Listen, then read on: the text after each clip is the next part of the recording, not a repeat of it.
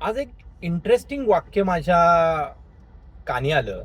ते म्हणजे आज सकाळी राज ठाकरे यांनी नाशिकमध्ये एक पत्रकार परिषद घेतली. त्या पत्रकार परिषदेमध्ये एका पत्रकाराने त्यांना सांगितलं की मोहन भागवत यांनी झेंझींबरोबर संवाद साधला. त्याच्यावर ते म्हणाले उशीर झाला आहे. ते दोनदा म्हणाले. मुळात उशीर झाला आहे हे वाक्य मला एवढं इंटरेस्टिंग वाटलं. कोणाकोणाला कुठल्या कुठल्या गोष्टीमुळे सध्या राजकारणामध्ये उशीर झालाय ते आपण बघूया. पहिलं तर नरेंद्र मोदी यांना व्हॉट्सॲपच्या दुनियेतून इन्स्टावर यायला उशीर झाला असं मला वाटतंय. त्यानंतर अमित शहा यांना तरुणांना आणि जनतेला राजकारणाव्यतिरिक्तही मन असतं हे समजून घ्यायला उशीर झालाय. राजनाथ सिंगांना आपला नेता चुकला तर त्याचा राजीनामा घ्यायचा असतो हे समजून घ्यायला उशीर झालाय. नितीन गडकरींना बिझनेस सोडूनही इतर गोष्टी असतात हे समजून घ्यायला माझ्या मते उशीर झालाय.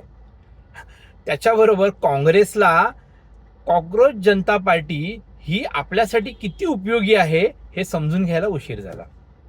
त्याच्यानंतर मुळात राज ठाकरे आणि उद्धव ठाकरे या दोघांनी एकत्र यायला हवं हे त्या दोघांना समजून घ्यायला खूप उशीर झाला.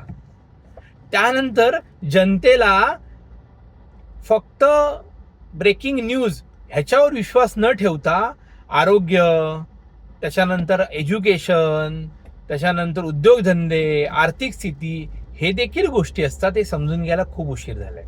जसा सत्ताधारी लोकांना की देवळामध्ये चोरी होऊ शकते आणि चोर कसे निर्माण होतात हे समजून घ्यायला उशीर झालाय, तसं विरोधकांना देखील त्याच्या विरुद्ध आवाज उठवायचा असतो हे समजून घ्यायला देखील खूप उशीर झालेला दिसतो.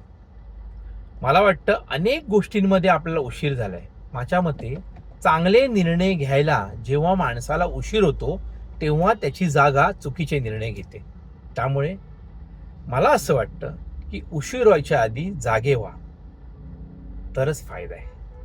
चला भेटूया लवकरच.